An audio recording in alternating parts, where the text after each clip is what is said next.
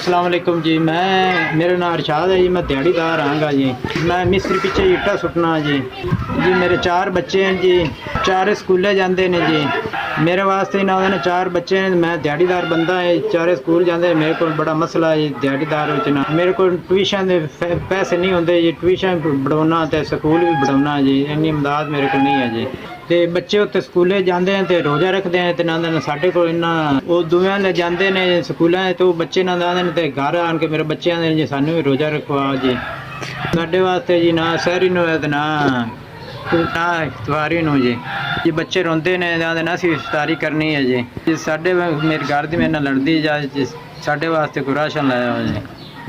मैं किस दिहाड़ी जाना कद किस लगती किस नहीं लगती तो मैं ही घर से लड़ती तू खाली वेला आ जाना कोई राशन रूशन लिया या ही करो जी। मैं जिन्नी बारी मैं जाना जी घर लड़ाई साड़ी पै जाती है जी। वो आदि हर वेले तू निरा आ जाना काम कुम लभदा नहीं की करिए। मैं काम तो जाना ना लगे तो क्या। हाँ जी मैं घर जाना भी औखा किया है जी।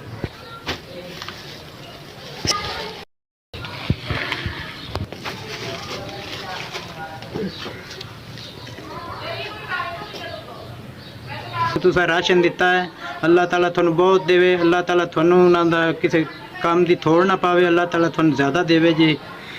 चलो बच्चे रोजे रोजे रख लैणगे जी। अल्लाह थानू बहुत। हाँ जी मैं घर जावांगा मेरा भी मुँह सिर बन जाएगा जी। अल्लाह थानू अल्लाह रिज़क देवे ते अल्लाह थानू इज्जत देवे जी। अल्लाह थानू थोड़े कारोबार बरकतां पावे जी।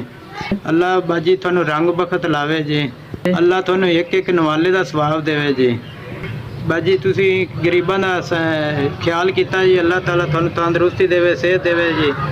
अल्लाह ताला तुहाडा खजाना भरी रखे जी। अल्लाह थानू इस तो भी ज़्यादा रिज़क देवे जी। भाई मैं राशन मिला बड़ा खुश हाँ जी। मेरे यकीन करो मेरे घर की बंडी मुक जाएगी जी।